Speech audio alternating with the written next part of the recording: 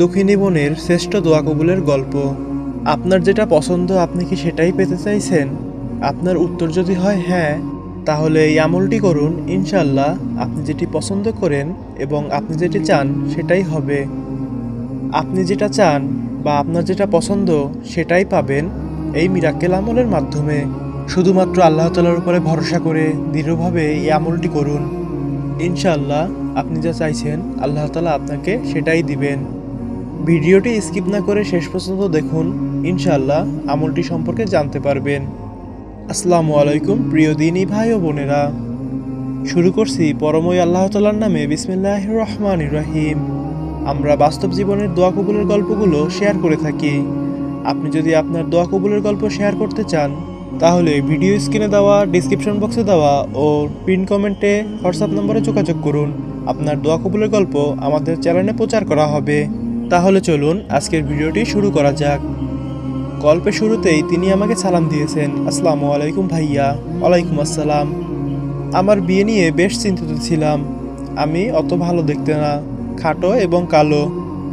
বাবা মা আমার সবার একটাই ইচ্ছে, ছেলে ডাক্তার হতে হবে। অন্য কোনো প্রফেশন নিয়ে আপাতত ভাবছি না।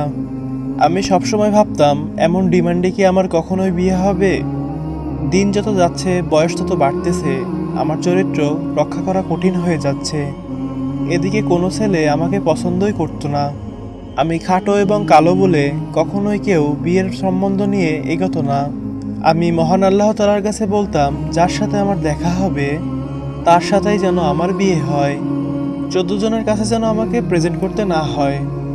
তারপরে একদিন এক দম্পতি আমাকে দেখতে আসলো তার ছেলের বিয়ের জন্য। এই প্রথম কেউ দেখতে আসলো আমাকে। কেউ আসার আগেই আমার ছবি দেখে না করে দিত। তারপরে তারা আমাকে দেখলো। অবশ্য সেদিন তাদের ছেলে তাদের সাথে ছিল না। তারপরে তারা চলে গেল, আর খোঁজ খবর নেই।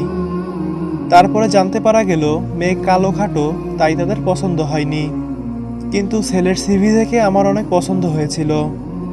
পরে আমি আল্লাহ তাআলার কাছে তাকে চাইতাম, দুরূদ শরীফ পড়তাম, ইস্তেগফার করতাম, তাহাজ্জুদে নামাজ পড়ে আল্লাহর কাছে বলতাম। প্রতিদিন তাহাজ্জুদে সালাত আদায় করতাম, খুব করে চাইতাম আল্লাহর কাছে ওই ছেলেকে। যদিও ওই ছেলেকে আমি কখনো দেখিনি বা কখনো দেখা হয়নি আমাদের, শুধু ফেসবুকেই দেখতাম ছেলেটাকে। তারপর 4-5 মাস পর আর এক ছেলে তার বাবা মা সহ আমাকে দেখতে আসলো। এবার প্রথম কোনো ছেলে তার বিয়ের জন্য আমাকে দেখতে আসলো। অলৌকিকভাবে তারা আমাকে পছন্দ করে সেই মাসেই বিয়ের ডেট ফিক্সড করে চলে গেল। আলহামদুলিল্লাহ, আল্লাহ তাআলার অশেষ রহমতে আমার বিয়ে সম্পন্ন হলো। এখানে একটা ব্যাপার যে, আমার সাথে যার বিয়ে হয়েছে এবং আমি যাকে আল্লাহর কাছে চাইতাম, তাদের মধ্যে অনেক পার্থক্য। তাও যেন আল্লাহ তাআলা আমাকে সব কিছু দিয়ে ঢেলে দিয়েছেন। আলহামদুলিল্লাহ, আলহামদুলিল্লাহ, আলহামদুলিল্লাহ। নিশ্চয়ই আল্লাহ তাআলা উত্তম পরিকল্পনাকারী। আল্লাহ তাআলা আমাকে যে জীবন সঙ্গী দিয়েছেন সে অনেক সুদর্শন, লম্বা ও নামাজ কালাম পড়েন এবং আমাকে অনেক ভালোবাসেন। সবসময় আল্লাহ তাআলার উপরে ভরসা রেখেছিলাম বলে আমি যা চেয়েছিলাম তার থেকেও উত্তম কিছু আল্লাহ তাআলা আমার জীবনে দিয়েছেন। আমি এখনও দুরূদ ইব্রাহিম সময় পেলে পাঠ করতে থাকি। পরের মাসে এমবিবিএস ফাইনাল পরীক্ষার রেজাল্ট, এখনও ভাইবা বাকি আছে, পরের মাসে শেষ হবে।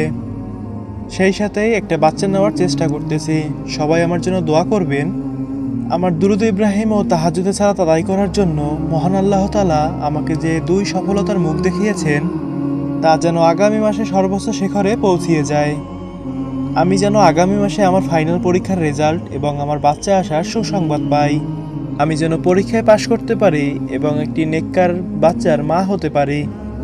এরপরে তিনি লিখেছেন, সবাই 5 ওয়াক্ত সালাত আদায় করবেন, দুরূদে ইব্রাহিম পাঠ করবেন, তাহাজ্জুদের সালাত আদায় করবেন এবং ইস্তেগফার করবেন।